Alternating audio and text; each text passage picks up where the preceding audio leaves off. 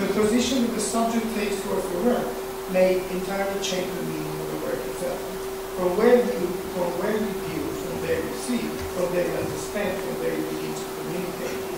So the work is not neutral. It engages you at different levels, and you, as a viewer, as a beholder, you have the responsibility to choose from where to look at the work and how you will be interacting with it. And also what you give to the artist or give to the viewer or the subject, as far as what eyes are seeing it. Yes. What is interpreting. And as we were discussing before us, because all these questions are intertwined, what do they see?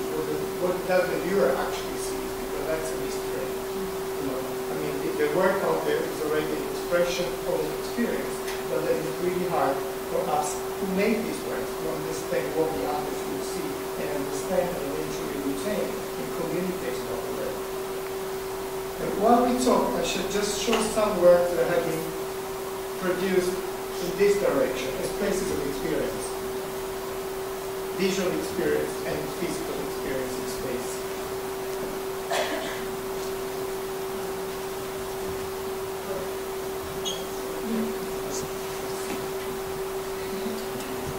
The image is presentation, not representation, a relationship in which the subject sees the world and the image of the world at the same time. So the physical space that hosts the process of the gaze becomes, in turn, the active element that puts the subject in front of himself. The observer who glimpses himself in the act of looking is part of the visible and, at the same time, of its interpretation. The meaning of being resides in the gaze. So I think it's important to look at these images and discuss the subject's interaction with all of the work. And the work that we chose all has an element of the subject's interaction with it. Yes, in particular these works, which are very recent ones, they actually reflect, they partly reflect the image of the viewer. So you end up being part of the work, within the work and outside. You see, you become aware of yourself viewing the work. And your physical position may change so much to a point that the work may look like a photograph in black and white, or maybe it may even look like a portrait of yourself staring at the work. And that's what the works look when they're installed in space. So they do need to engage physically with the position of the viewer. And also another aspect I'd like to stress is that in most of my work, I tend to slow down the process of perception. I have this need to try to convey this practice of slowing down, of offering images that need time to be absorbed. And they're exactly the opposite of the images that are being posted on Flickr. These images are not about memory of events, they're not about facts. They're somehow, although they've been generated in a specific time of my direct experience with an object outside of space, they really become timeless and almost spaceless. So the space is the space of the image itself, and the time of the image is the time of the relationship of the subject to the image.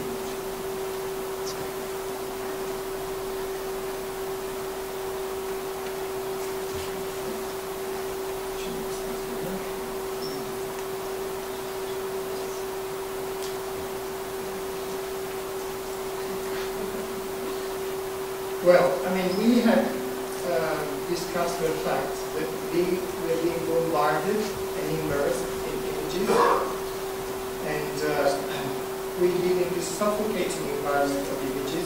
Images are everywhere, and they seem to become substitute for direct relationship with reality. Although they are real, these images, they completely suffocate, and often they are exchanged for reality itself.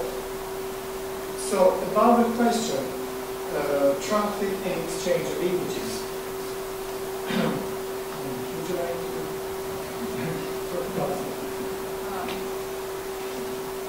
Well, I think it's something interesting came up in Silvio and I's conversation about immersion on the internet, especially, and all around, I guess. But because obviously we're different ages, and so I've grown up with the internet, as many people in this room have feel, I guess I felt like I have an ability to handle the amount of images that I see. I have a way of filtering them, and but I do also feel like it generates a sort of apathy. Like I see so many images that I begin to just not care about them, and I think that's the closing. Well, I have the opposite problem. I just feel that the internet is really absorbing all the time in my life. Once I turn the computer off, I lose contact with time. And I'm really scared. Because time is extremely precious. And at the end of the day, I wonder what I had done today if not connecting, exchanging. But I have real difficulties in isolating relevant images on the internet and print data.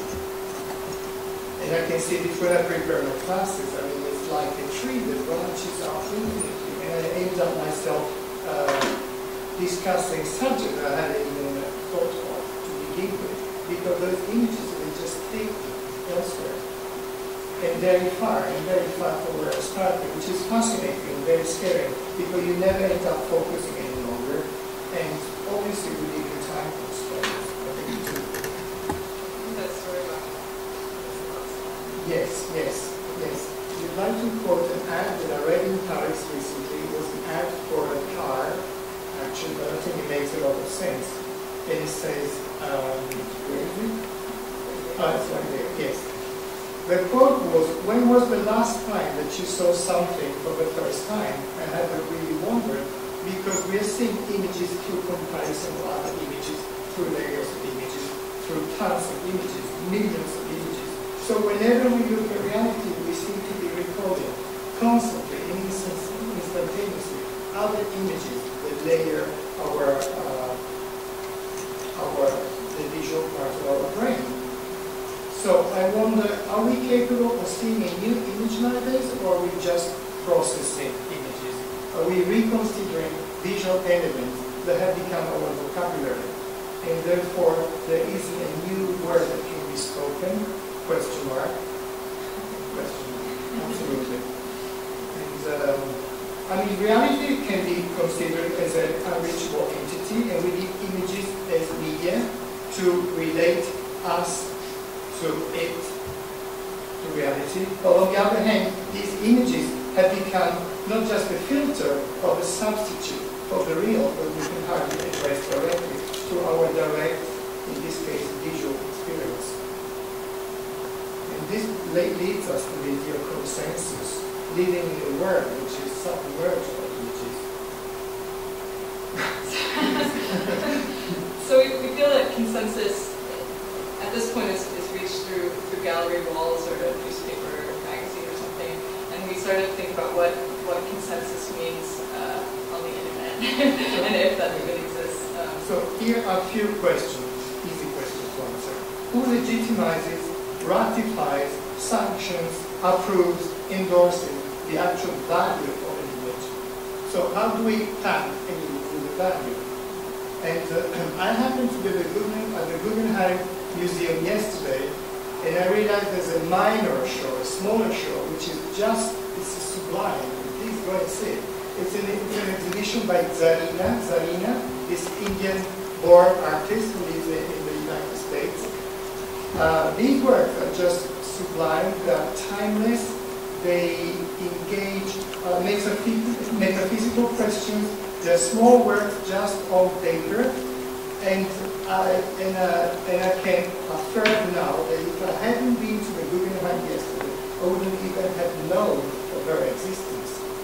Because on the internet, I wouldn't have looked her up.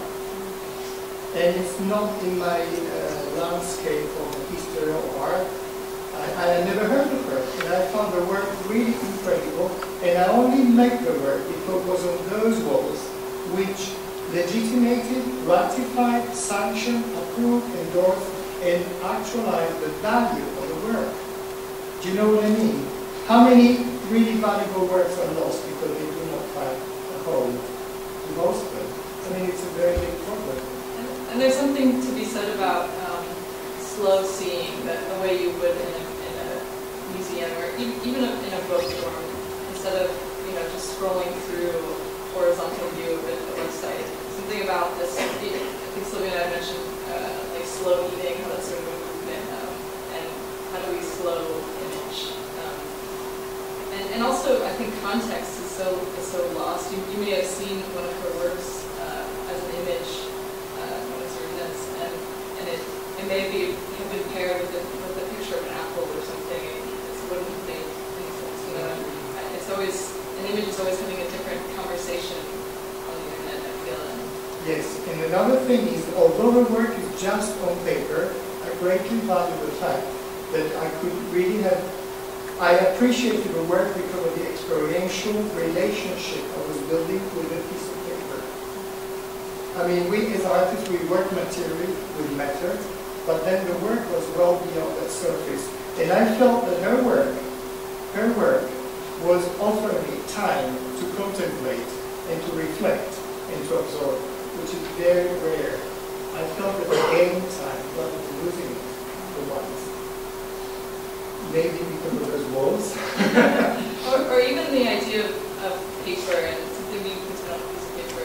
When you think about, not in art school context, but who prints photos on paper anymore? It seems like a very antiquated system at this point.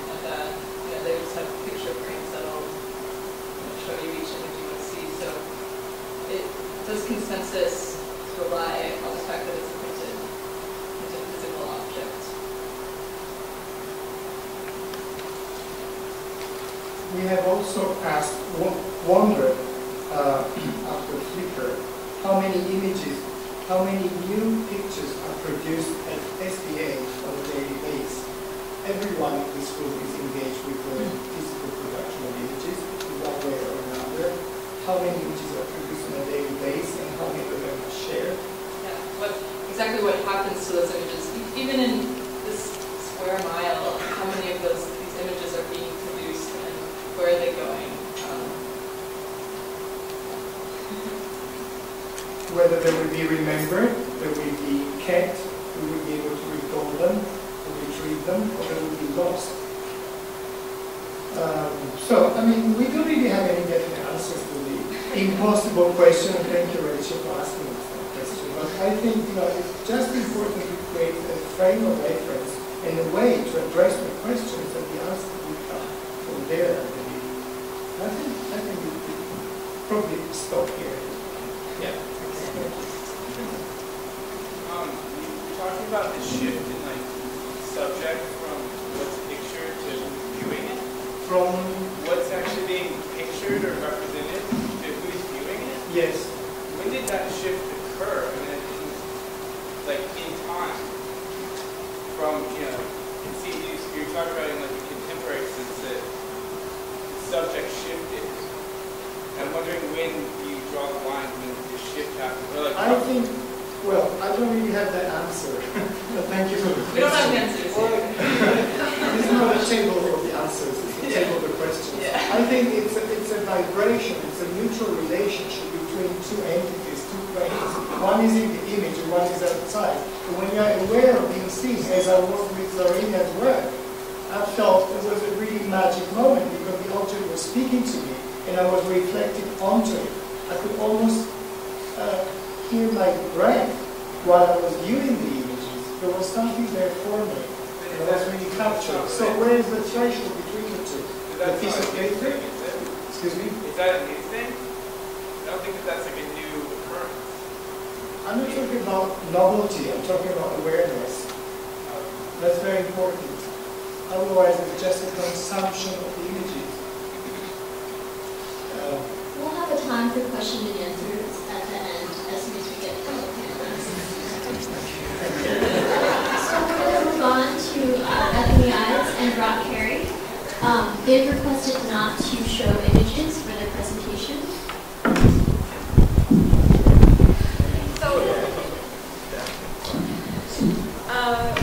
Rock and I are addressing some of the issues more common to this particular arena that we are in, which is a school. And so the question posed to Caroline and Silvio can be adapted for ours. These are some of the questions we responded to as well. But I wanted to adapt this question. What is the role of, what is the role of camera as a subject in the decentered, heavily networked experience of image and image objects? Also, what is the role of the student in the decentered, heavily networked experience of image and image objects? So just to align these things a little bit and to use some of the vocabulary that we've been building up so far in the discussion cumulatively up until this point, I wanted to, for the sake of producing and engaging a body of language, which is part of the goal of our panel, thinking about how we produce and engage that body of language in reference to images, to think about what cameras and students have in common with each other. Camera and photography, this is a little bit loose. But just to, and this is also a way of kind of bringing us up to where Rock and I had a conversation on the other day. So, with a camera, with a photograph, we gain a quality of attention and attentiveness, and we call this function of focus, which has come up in Silvio and Caroline's presentation as well. Something that it seems to be a particular quality that may be slippery at this point with the excessiveness of images, but a camera and a photograph allow us to imagine a state of attentiveness, a state of attention, whether or not we engage that with real focus is maybe a question. So this is, of course, a quality we hope to use as students. Making sense of the present, determining significance in the instantaneous, in the moment.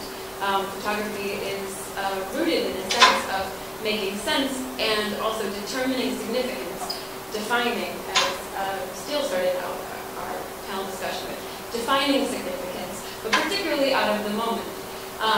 And this is something, of course, we at SBA still have actual bodies in actual classrooms, in actual moments, less so in the ethereal internet space where a lot of education has been going. So we're imagining in the midst of a canonization of text and of images, we're also reimagining every moment. It's our job as students and teachers to engage the instantaneous and to draw significance out of that. A photograph also allows us a kind of flattened correlative sense that I don't know if you've ever asked yourself the question, what do we get from a photograph that maybe can't be gotten from a painting? And there's a sense that I remember looking in school as an undergraduate, looking at a Paul Strand photograph and thinking, oh, that man's hat is touching that construction beam. And these are actual things in actual space, real consequence, real utility, hat, construction beam, and not figures of symbolic significance or fantasy, but actual things actually touching each other in a new way, causing new consequence through the flattening of the document of the photograph. So now we have to ask ourselves, what does it mean that this hat is touching this construction beam? So this is the same sort of sense we also engage as students, that we engage through camera, this flattening of imagining how a political text interacts with a scientific text, interacts with an art history text. Also, a matter of recording, out of memory. This is partly why we're in the classroom, to take notes, to commit things to memory in these few years that we hope to remember for the rest of our lives afterward, to concentrate, again, focus that way, but also specifically to record these moments, and to scrutinize the details of them. In a classroom, we're afforded the space, the time, the attention to scrutinize details in the same way we might in a photograph. Be able to scrutinize details, think of a film like Blow Up, where you could scrutinize details you could never pick up in the colloquial everyday life. And then also I like the language of processing and developing that we get from photographs and thinking about photography, and to think about ideas as being in process and in development. And so lastly, not lastly, this is not an exhaustive list of things that cameras and students have in common, but a question that really held us up, and maybe the place for us to start, is thinking about production. This was one of the questions here. What are students producing here at SVA? How do we begin to think about production? And then, in turn, efficiency.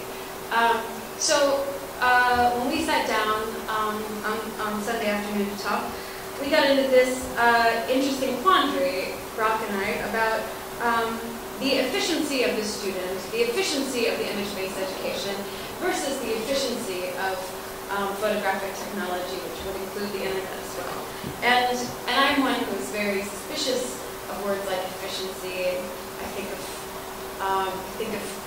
Foucault's, think of capitalism, definitely, and I think of Foucault's conception of institutionalizations as something that it definitely sends up alarms in me as something. Maybe this is a matter that's inhumane.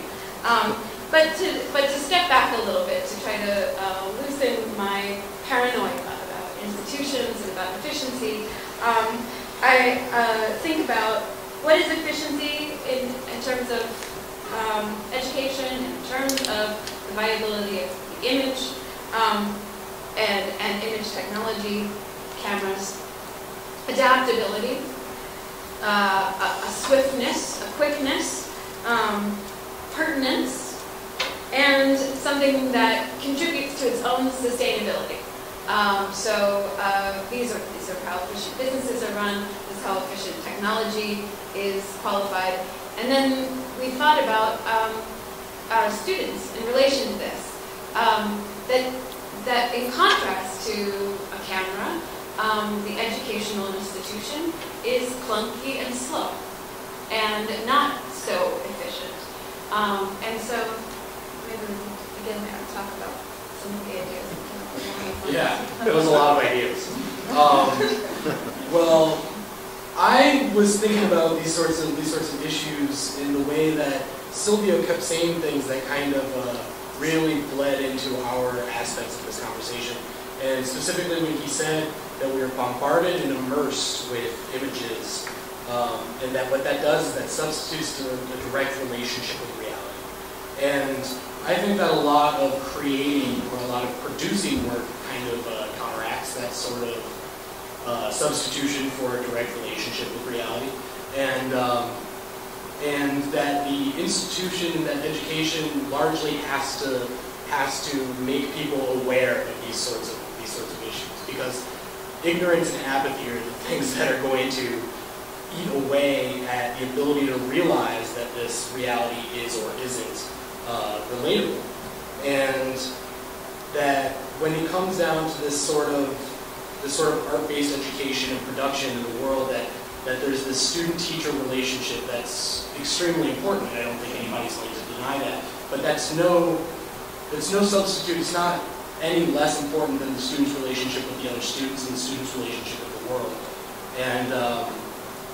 And the way that the student within the art context deals with a complete, exhaustive set of skills that don't just limit themselves to the creation of artwork has kind of, in a way, slowed down art institutions, because I think that it makes them more aware, and it makes them ultimately a little bit more in touch with this sort of reality, be it direct or virtual or what have you, or real, physical. And when Howard Gardner's theory of multiple intelligences, which largely has to do with the way that the human brain has compartments in which intelligence lives, it's something that is completely demolished in the art context, and that the creation of physical artwork largely blurs those sorts of distinctions and brings a new sort of sense of meaning because of the way that everything, the interpersonal and the extrapersonal and these sorts of logistical and spatial relationships all exist in art that I don't think they exist in any one context or sort of genre of life in any other sense. And we were speaking about how the institution has to mimic the market was largely what our conversation had to deal with, and that the market doesn't just adapt, the market is real time. So, you know, the real world, the art world is going to go the direction that it's going to go, and, you know, the market isn't going to react to that. That's just the way it is. And the institution has to react to that. And the institution in the educational context needs to react to the markets in order for students to have a chance at success beyond the institutional setting. And I think that that's something that fortunately institutions are aware of.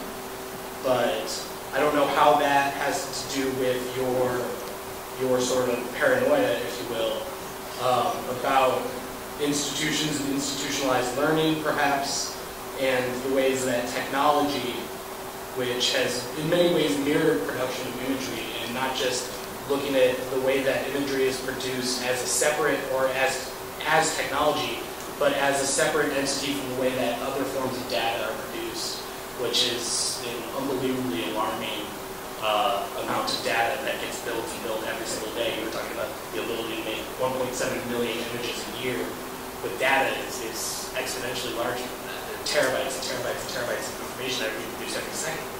And it's kind of intimidating to exist in a world where you are forced to deal with that repercussion, with how much data is being introduced in the world all the time, and the fact that there is no possible way to keep up with all of it. So it comes down to categorization, largely, I think, is a big deal with how to sort of compartmentalize what our focuses are, not just personally, but within the institution, and how we interact with others as well. Well, and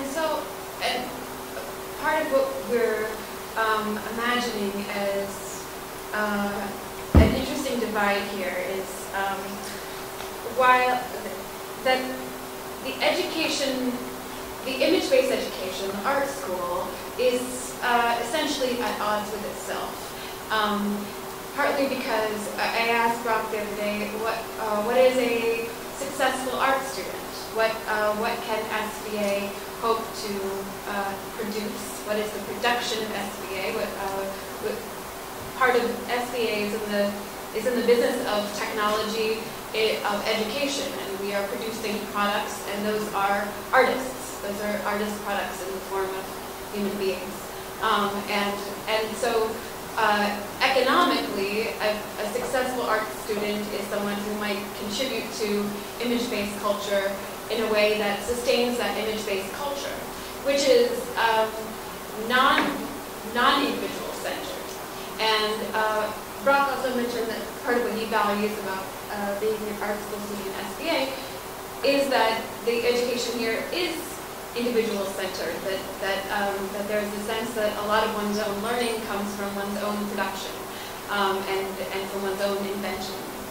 And this would seem to be a quality that would disable the efficiency of the educational institution, if only because part of the technology that we are also trying to promote as teachers or as members of this institution is one that slows down learning, that is engaged with a discourse of history, a certain canon in which we imagine the ethics of authorship and the politics of space. Most importantly, the language, which is, a big subject of what we're speaking about today, is seeking a language that kind of fits in with the image-based world.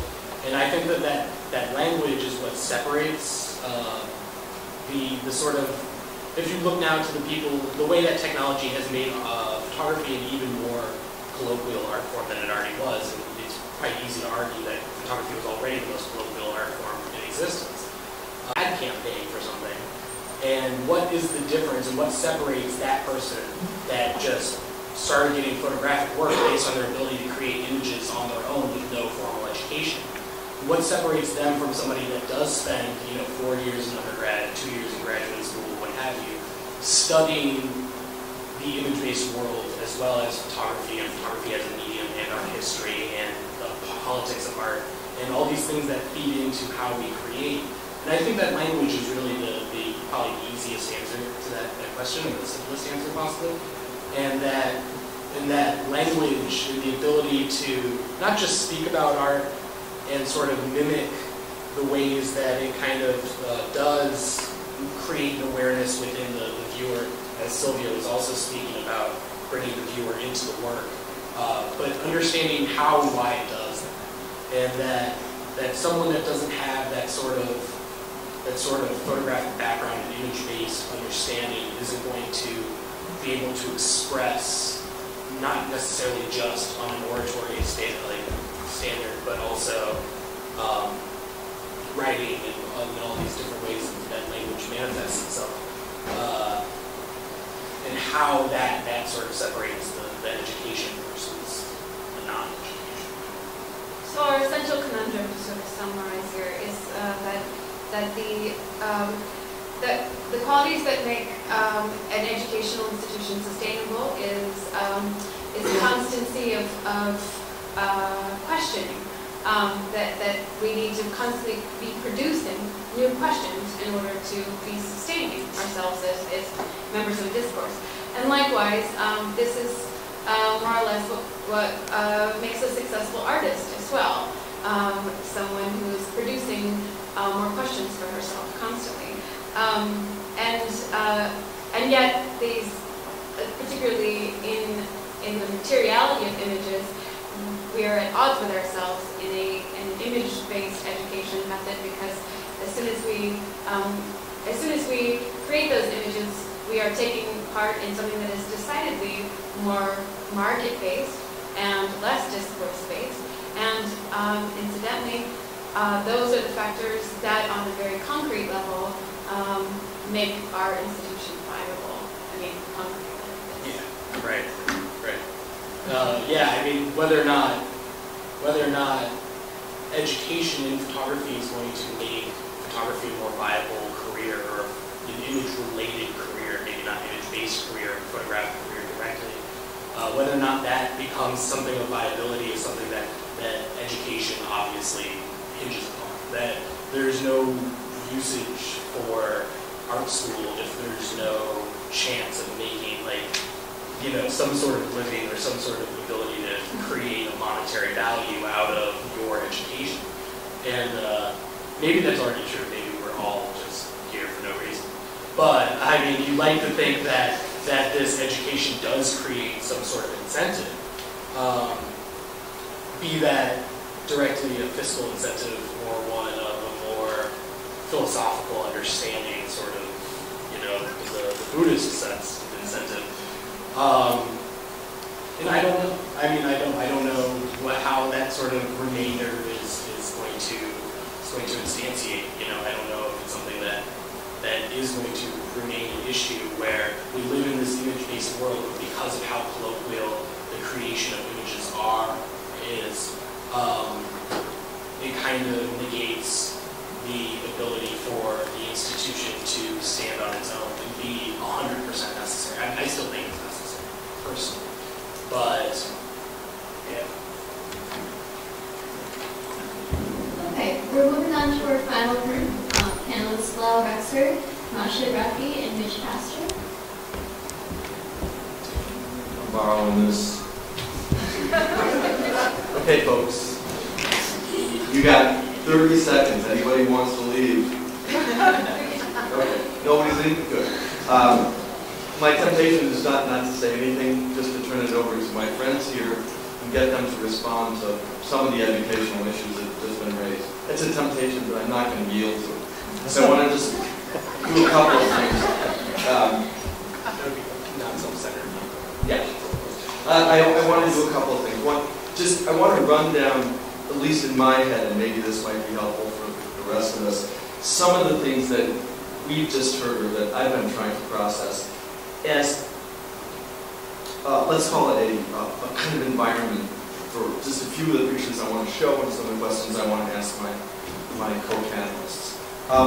First, what we've heard, of course, is that technology is altering the universe in which we operate, the universe of images and the universe of experience itself, that the nature of perhaps of the subject, that is the viewing subject or the perceiving subject, is actually changing in some sense, that our paradigms for seeing and experiencing the world are also changing, that that even the very notion of a camera and its operation, the things that it does and the images that it supposedly brings to us are also under review. Those just as a basis for beginning. And finally, that, and I'll just hit my mid here, that the educational experience that would propose to deal with these kinds of changes, these kinds of experiences, has to respond, I would say, not only to a marketplace, and actually I don't think the marketplace is so important, it really has to respond to the world itself and all the images in it. Now, okay, that's kind of our horizon. And again, I'm dumbing down a little bit some of the things we've heard, but give us a place to start.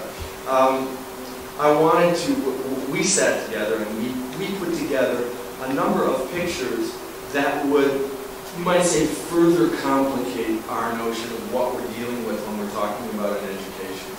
If we think about the things that I've just said or the things our panelists have said, I just want to go through very quickly a few pictures and suggest some of the further ways in which they also pose, I think, not just challenges, but really kind of exciting,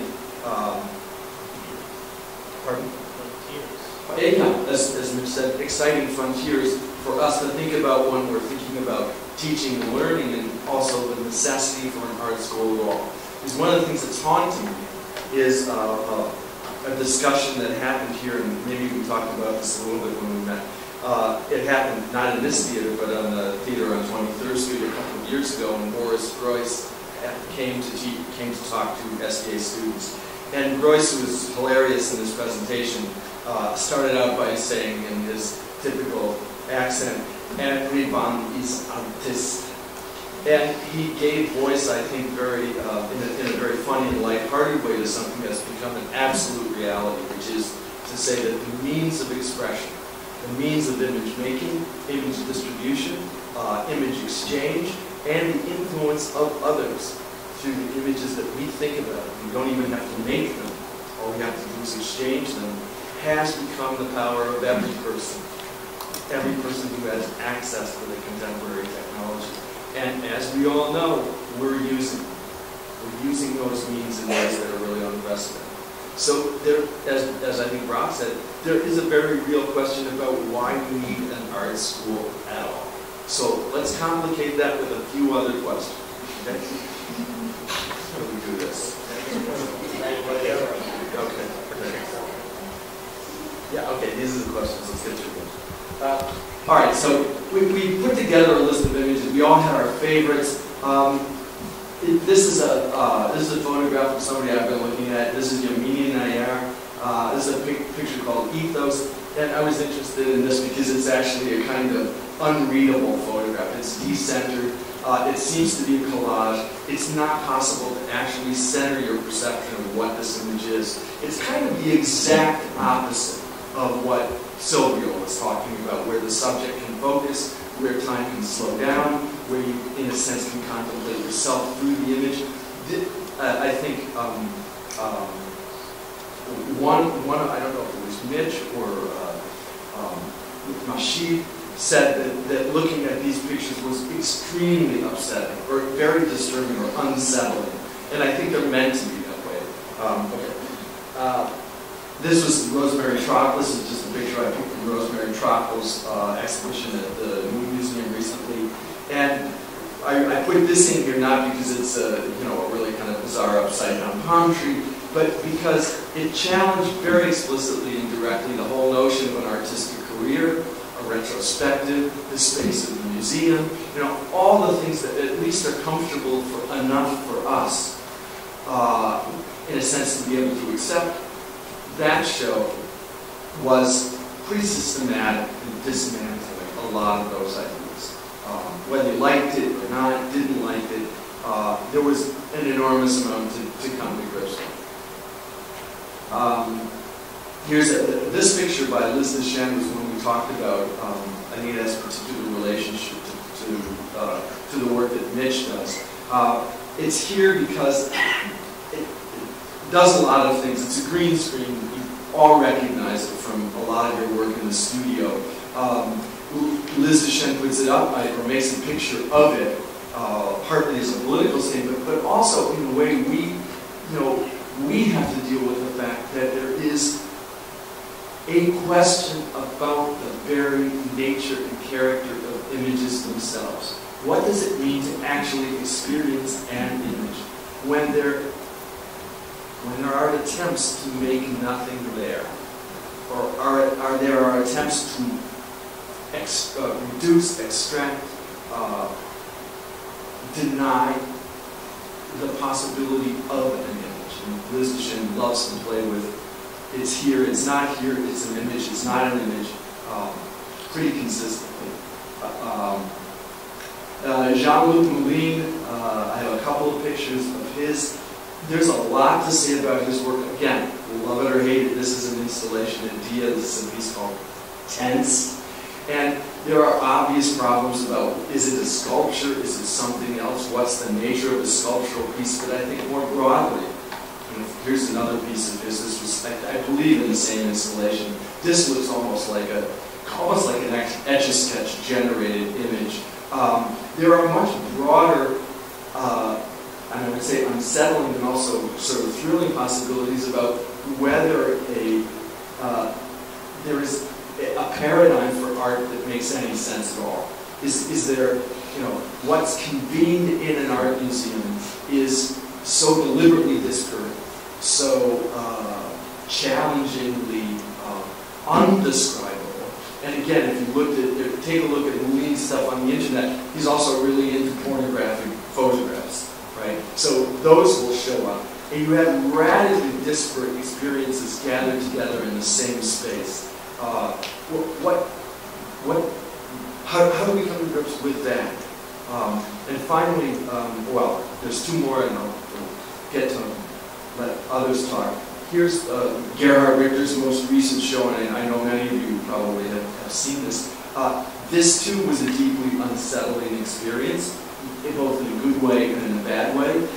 I'm not going to go into the incredibly intricate details by which he generated these paintings, except to say that they are a system that organizes chaos, essentially, and they involve a cannibalization of his own work. There were pictures that were made because he didn't actually have time to do new paintings, and he admits that freely. It's just, sorry, didn't have time. So he cannibalized an old work according to a computer program and produced a completely striking visual experience, but also one that is in some profound way empty of even the pretense of meaning. And in the middle of it is an installation that does nothing except emphasize the transparency of the work, and as Silvio was talking about earlier, the position of the subject as really the issue in the work. That glass reflecting thing that makes you appear in the middle of the work, and then you disappear at the same, and the work disappears at the same time. And finally, there's this whole notion of what constitutes a career, and what the studio is all about. Do these things even make any sense? There's a project, the final one by Alfredo Jar, who also spoke at SBA about a year and a half ago. And it's a piece that he did in Sweden, in Skopal, which is in the north of Sweden, I didn't pronounce that very well, in which, and this is basically what his practice is, or a large part of his practice. He travels around. He has a studio that looks more like an office. Okay? It's a big studio in Chelsea, but it's an office. And he travels around. He collaborates with places and often institutions in places. In this case, he built a library and a community center out of paper in Skopal. with the collaboration of a paper company, which is what they do up there in northern Sweden. They cut down trees and make paper. And then after it was constructed and created with help from the students in the town, he burned it down. Right? They gathered the town together, and this beautiful place, this gathering place for the experience of culture, which didn't exist in the town before, was incinerated. Now, how do we come to grips with these kinds of practices? These reflect very much the kinds of things that our panelists have been talking about, and other dimensions of it. So how do we develop a language for that? How do we keep pace with it? How do we teach the openness that's required to respond and to make work or to engage these kinds of developments? I have no answers for that, but I absolutely want to hear the thoughts of the two people who we've been discussing these characteristics with. And I guess I would probably address maybe Mitch first. Okay? If we go back to this whole problem of Liz Duchenin or green screen, and the withdrawal of, or the questioning, if you will, of the very idea of an image. That's something that's gone through, that runs as a theme, in some sense, through your work. And I guess my question to you is, how did you arrive at the space where you felt that you could ask those questions? What aspect of the education here enabled you to make that withdrawal, to feel secure enough to change the terms under which your work was conducted? I'm sorry, I spun that. I think there was a lot of being asked by teachers. I felt that I had to do something different, or try to do something different to get noticed. I was always pushed by faculty to make work that people cared about, and it might not be an answer to that, it might be a reaction to that, and make something. And there's also a lot of being just in critique classes asking what this work is about, and having the work is supposed to say something, tell you something. And I thought, as a reaction to that, is maybe just use the work to ask more questions. In the same way that we're doing, or Silvio is doing, and Brock, everyone up there is doing, asking questions and hoping that the audience figures out answers for themselves. So, in your case, what I'm hearing from you, at least in part, is that the crit, or you might say the studio part of the education, was absolutely essential for you, in terms of you understanding how to respond to the world and how to respond to the changes in your own. And I wonder if, Mahshid comes from a different side of the street. She's coming out of it, not out of the photography department. She's producing other kinds of images. I wonder if Mahshid, if the studio makes sense for you, if that's a place where you feel that the education is centered. Is that enough? Is it enough to put you in a studio as an artist in search of a voice or an attitude or an approach, and say, go to work? Yeah, not so much having a studio, but in the course of education, concentrating your work in a studio. Is that the place where you learn? Is that the primary place where you understand the world and understand the kind of work that you feel you need to make? I think for me it was in conversation that I did most of my learning. But I also, I come out of the fine arts department, and I always get the criticism from the fine arts department that I'm too text-based and not enough. I'm too theoretical. And where did that theory come from? Is that something you, in a sense, consciously structured a program to get? Did that come because that's the nature of this place? Which I actually don't think it is. I don't think it is either. I think a lot of it was because of the honors program, and a lot of it was I sort of set out to figure out conceptually what I wanted to do first, and then back to the making, which is actually sort of getting back at me now. It's getting back at you in what sense? In the sense that I'm not producing objects. And I think... And you feel pressure as a result? It is a pressure to make objects, but I think it's also a strain for me. For a period, I stopped making actual things and turned into more practice for installation and that type of thing because I could get rid of it immediately. I didn't have to deal with the practical issues of storage. Where am I going to keep it? What am I going to do with it? And it was more practical at some point. More practical not to make work. Not to make actual objects. lasting work. Mitch, do you... well, let me ask you another question. If we go back to this idea that the art school is based on, this came up before, it's based on the idea of production. It's based on the idea that a successful art education is to have a bunch of stuff that you did, right? The stuff that you have to present to Stephen Fraley at the end of the year and say, here it is, Stephen, I did this is me. You got to put something in the show. And, I've never seen a student, and it's probably happened, who basically put nothing up on the wall and said, you want to know what I learned here, come and talk to me. That kind of thing doesn't happen. But do you feel that, in a sense, your education was all about production and less or not enough about understanding, not enough about experiencing in a you might say, at a much higher level or a much more aware level, what the conditions of your work are? I would agree that at points during my education, that would be the case. That it was just shoot 2 rolls, film a week. It wasn't just very strict. If you didn't shoot 2 rolls, you're getting a check minus this week. Just because you didn't bring in enough photos. But then towards further on, you kind of start figuring out how to get, or not how to get around it, but the fellow students and the faculty that are more in line with the way that you think and the way you want to do things. So you stop taking classes with certain people, start taking more classes with another person that's more in line with the way you think, but who cares more about not necessarily getting all A's in your class, but learning and furthering yourself as an artist, and getting further along, and just genuine learning for the sake of learning rather than the sake of getting good grades and graduating with a 4.0. Well, okay. And again, you guys have been really patient.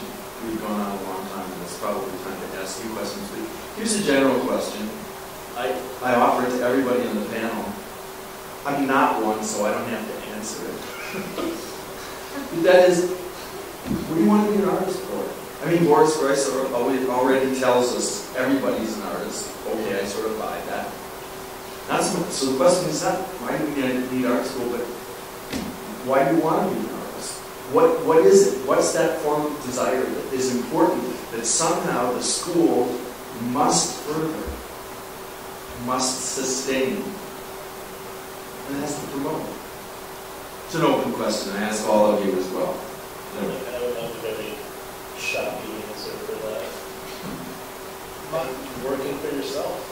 You're doing what you want to do the way you want to do it. You don't have to answer to a boss necessarily, besides hopefully the few hours that you have to deal with. I can do that. My answer is, I think, there's a lot of stuff. That's a big question. My answer is largely in the vein of what you were saying about everyone being an artist, and it stems from Ai Weiwei's quote that everything is art, everything is politics. And this sort of, that the entirety of life exists, in a political and an artistic realm. And having a sort of an intimate understanding of art is something that can allow you to have a better understanding and ability to experiment with and think about the rest of the world in general. I look at it more in the sense of me being a philosophy degree. It's kind of useless, but it makes you the person you are. You're able to think critically about things, which I feel is increasingly rare in quote-unquote normal life. But I think it makes us better people to be able to think about these